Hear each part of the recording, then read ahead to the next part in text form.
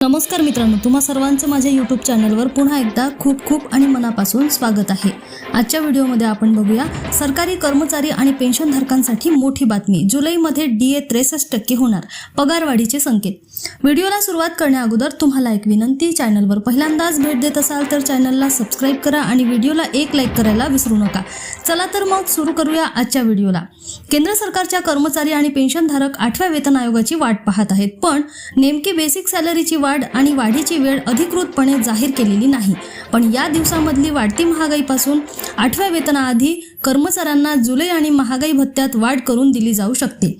कर्मचाऱ्यांसाठी महत्त्वाची बातमी। 8व्या वेतन आयोगामध्ये मोठ्या प्रमाणात वेतनवाढीच्या मागण्या पूर्ण व्हाव्यात अशा लाखो केंद्रीय कर्मचाऱ्यांच्या मागण्या असताना त्यांना महागाई भत्त्याच्या रूपात एक छोटा दिलासा मिळू शकतो। इंडिया टुडेच्या वृत्तानुसार श्रम ब्युरोने प्रसिद्ध केलेल्या नवीन महागाईच्या आकडेवारीने ही बातमी खरी होण्याची शक्यता आहे।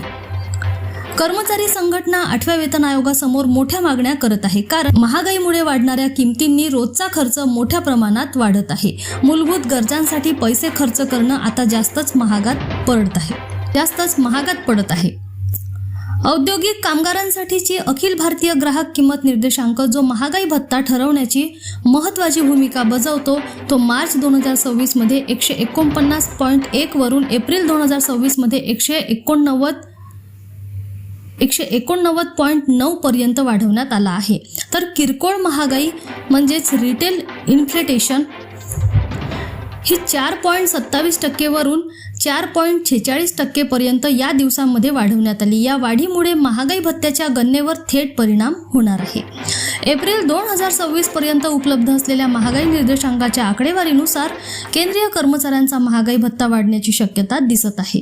गेल्या 12 महिन्यांच्या सरासरी आकडेवारीचा विचार केल्यावर डीए जवळपास 62.51% पर्यंत पोहोचू शकतो असा अंदाज आहे। सरकार डीएची टक्केवारी पूर्णांकात जाहीर करत असल्यामुळे हा दर 63% मानला जाऊ शकतो। सध्या कर्मचाऱ्यांना 60% दराने डीए मिळत असल्याने यावेळी 3% वाढ होईल अशी शक्यता आहे। पण अंतिम निर्णय मे आणि जून 2026च्या महागाई निर्देशांकाच्या आकडेवारीनंतर आणि केंद्रीय मंत्रिमंडळाच्या मंजुरीनंतरच जाहीर केला जाईल। पुन्हा भेटू एका नवीन अपडेटसह नवीन व्हिडिओमध्ये। तोपर्यंत धन्यवाद।